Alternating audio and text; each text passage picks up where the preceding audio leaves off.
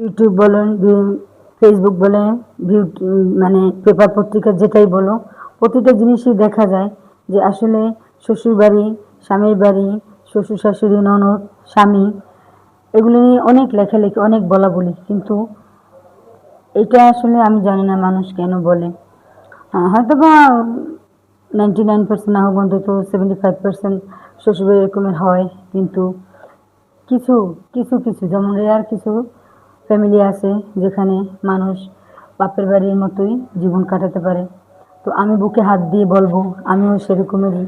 আমি আমার এক শ্বশুর বাড়ি পেয়েছি যেখানে আমি আমার মনের শান্তি দিয়ে, আমি জীবন দিয়ে, আমি সেখানে আজ অবধি ভালো আছি।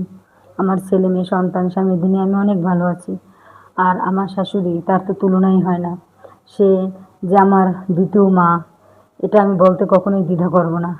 কারণ আমার মা যা আমার জন্য না করতে পেরেছে, আমার শাশুড়ি আমার জন্য সেটা করেছে। এজন্য আমি চিরকৃতজ্ঞ।